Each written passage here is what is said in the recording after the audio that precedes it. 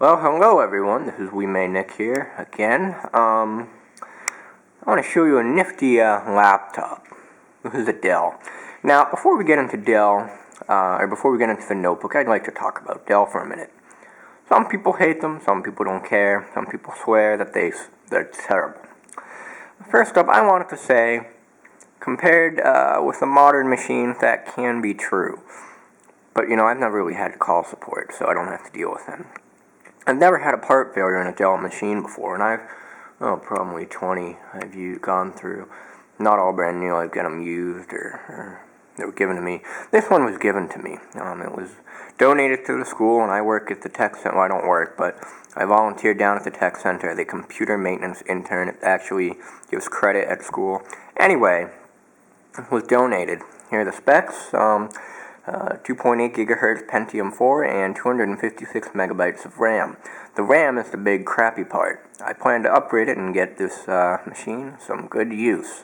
I have another Dell I'll be taking a look at in a separate video. Alright, so on with this. The reason I wanted to take a look at this Dell is because this was notorious for two famous failures. And both have not happened yet to this machine.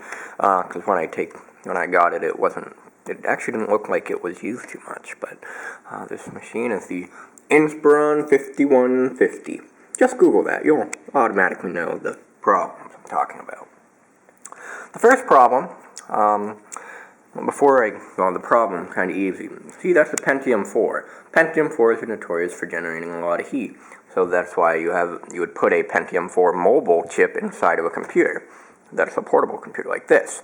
Dell and I think a few other manufacturers decided to try a desktop, a full-blown desktop CPU in this.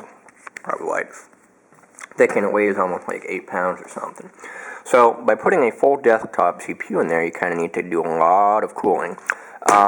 They did that, and their design was so poor that the CPU or the fan would suck up so much dust, and it wouldn't work after a few months. Very poor design. So I cleaned out the heatsink and fan, and basically they're all perfectly clean. I re-greased the CPU with some better, really high-quality thermal grease. Arctic Cooling MX4 or something. It's really good stuff. I've used it before. It's nice. The second one, I considered even bigger. The defect. Let me flip this around. This is the C panel. Keep that in mind. There's the C panel. The C panel has a clip here and a clip here. The clip here would, when this is pressed down, the clip would push against the chip on the printed, the motherboard. And over time, that would actually break the solder joints of the chip, causing it to fail. And without that chip, the computer doesn't work, doesn't turn on, doesn't do anything. But, they made a redesigned case or cover without that clip, and then some actually came from the factory with the clip broken off, so I of course broke mine off as well. That way I won't have to worry about that problem. So like I said, this does have a really good CPU in the device. Of course, bit of RAM would be upgradable, or it's a good idea. Give it a turn on here.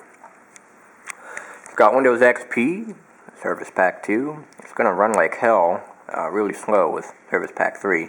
That's why I'm not putting Service Pack 3 on there yet. Well, actually I will. I haven't even done any of the updates. This was a clean install. Oh, that's not the fan, that's the disk drive. My Dell Media, I have a bunch of these.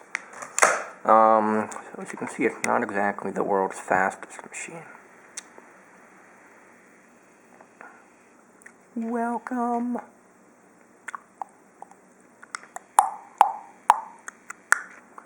And you can kind of see how it's a bit slow on the stuff here. Like I said, I haven't upgraded the RAM yet, and I plan on doing that. I haven't even gotten any of the drivers for it yet. I basically upgraded it, reinstalled XP, haven't touched it since.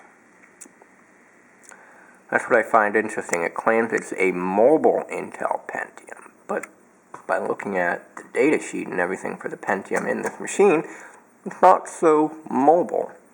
As you can see, it's got a whopping 156 megs of RAM. The reason the CPU speed is 1.59 gigahertz is when you're on battery, it may downclock. I think it'll upclock as needed, but you can see it's Windows XP. Yeah, of course it might be a risk, I don't care. It's not even connected to the web, how is it going to get a virus? So there's the specs. Open up my computer, go to my network places. I can't remember if this was configured with a wireless card. Oh, it doesn't tell you much there. Now, this is actually not a bad machine, like I've said, it's just a bit crummy due to the RAM. I don't know what the thing is here. Yeah, so those are things I've got to get drivers for.